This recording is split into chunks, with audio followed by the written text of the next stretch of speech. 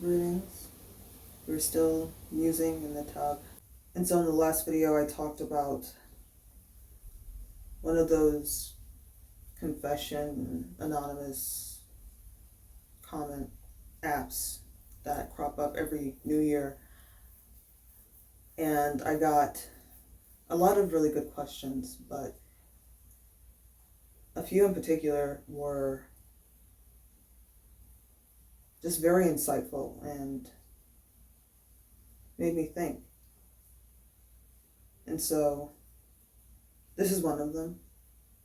We'll see how well I do because it's quite lengthy and I don't have a supremely great track record with reading aloud. So this is the question. Do you feel your constant fluidity of identity affects the foundation of your sense of self, therefore leaving your mental and emotional state in a sense of instability, resulting in your ranges of utter happiness and crippling depression? That's a lot. That's a really good question. And so this is my answer. Woo and Nelly. That is a lot of. What a motherfucking hypothesis. I think your observation exercises an astounding amount of insight, like crazily so. And I think if you had the full picture, you'd understand precisely what informs my emotional experience. Because yes, my constant state of fluidity does affect my emotional and mental state, but it's more of a negative reinforcement loop and not in the way that a negative emotional feedback loop works, where negativity builds on itself. It actually works to result in the opposite outcome. In psychology, negative often refers to the reduction of a behavior as a response to a stimuli or the absence of a trait that is normally present in a healthy individual. This is the negativity I'm referring to. I think the part of the puzzle that you may not understand the full breadth of is the type of depression I suffer from. It's not just major depression. I have psychotic depression, which mostly means I'm depressed out of my mind. Of course, it makes existence uncomfortable, but at its core, it's incredibly destabilizing because it affects the way that I consume reality. It makes the world a prison, in my mind a cell. Even though I can choose not to exist in the world the same way others do, retreating to a dreamscape of my design, there is no other place I could exist outside of my own widely inhospitable mind. Cue dissociation. You could see how such an arrangement might cause someone great difficulty in finding a reason to continue existing, much less finding a reason to live. And honestly, I'm pretty habitually suicidal. It's a passive suicidal ideation where I don't want to necessarily die, but I wish entirely not to exist. At any given moment of the day, even my happiest. It makes it understandably difficult to love or feel loved when you're experiencing life from one room over. And this also pertains to myself, both how I feel about myself and how I see myself. This is where your hypothesis comes into play. I am an expert hater. I've been conditioned to think that no matter what I do, my value is inherently negative, meaning less than nothing, simply through virtue of me being my horrible, ugly, unlovable self. Steps I take to project myself through my expression are only as good as they can be after subtracting the negative value I as a person inherently do not possess. It's shitty.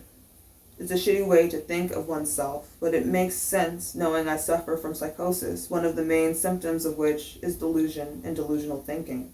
It's odd to know you're delusional because of course I know the rest of the world doesn't think of me that way, but I have little power to make my mind work differently. It's like constantly running up against this wall only to find this is the 1,585th time you've done it and can't remember the other 1,584 times you did it before. It keeps you in neutral. It's hard to find your footing. when your inner world is seemingly in constant motion beneath your proverbial feet? But what if you moved with your world rather than standing rigid inside of it? What if you had something that dulled the impact of running against that wall for the 1,586th time? That's what fluidity does for me. Not only fluidity of thought, but fluidity of self. It works as a gyroscopic hydraulic system of sorts. It rights the ship by taking up the space between reality and delusion, because the truth of my experience lies somewhere between the two. And that's what I mean by negative reinforcement. The existence of my fluidity lowers the impact of the mind-numbing depression and delusion I'm constantly shrouded in. The more I'm able to slide smoothly through a rough patch, the less that rough patch affects me, and the less often I run into more rough patches. I'm aware that how I think about myself hurts me, and my fluidity is an attempt to shield myself from the thoughts with teeth and sharp corners. The range of crippling depression and utter happiness didn't always exist because I was spending so much time being pummeled by my own thoughts of worthlessness to feel comfortable being happy, or even readily identifying it. It's only been within the past 5 or so years my emotional spectrum developed enough for me to understand what happiness feels like, allowing myself to experience it. Happiness are the little pockets of clarity that peek through my experience when the planets align at the right time and place. And I found that those pockets form more readily when I can relax enough to allow my fluidity to take me through a moment without worrying about how delusion is affecting my perception. So yes, my fluidity does very much affect my sense of self, but ironically, it acts to stabilize my experience rather than disrupt it. And I forgot to mention what I called it, because I title everything that I put a whole lot of work into. It's almost like essays. That one is called Shroud Surfing. And I think that's a really fitting name for it, because delusion, psychosis, depression, the dread that surrounds me very much is a shroud. And the fluidity of my experience does help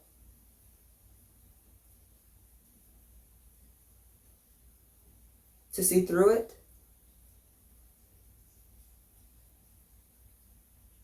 to rise above it,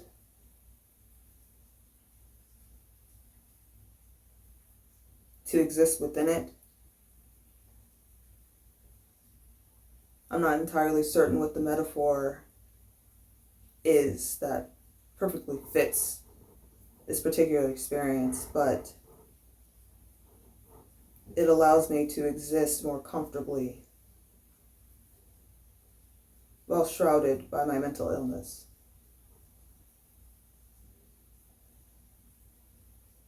But I could understand someone thinking that fluidity of self causing a destabilization of one's perception of the world, but I don't need fluidity to destabilize me, to fuck me up. I do that inherently. I don't really need to add anything to knock me off the rails. Fluidity very much rights the ship for me. It allows me space to be myself within delusion, which is very difficult.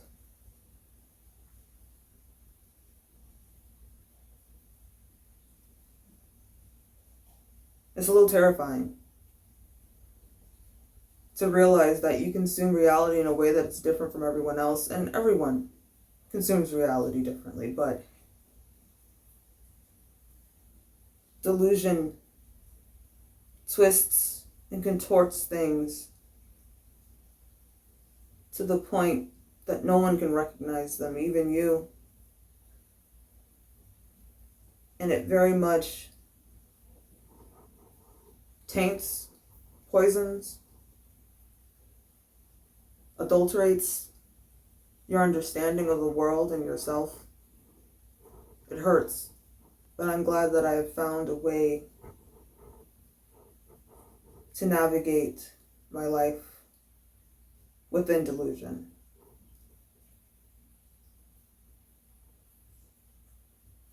It hasn't been easy, and I don't anticipate it becoming easier, because once you get one thing done, there's another thing that needs to be addressed. But I find that the work is rewarding, and it has allowed me to reclaim parts of myself that I thought were otherwise lost. It means a lot. And I really hadn't thought about it. And so I appreciate the person who asked that question to really get my gears winding and thinking about the experience of fluidity and how it is ever affecting my life. Because at the end of the day, it's just a coping mechanism. It's just a tool that I use to exist more comfortably, and everyone has those. Everyone has them. But taking the time out to think about them and how you've constructed them and how they work, their mechanisms of action, is really important to do. So take the time out to think about how you cope, why you cope.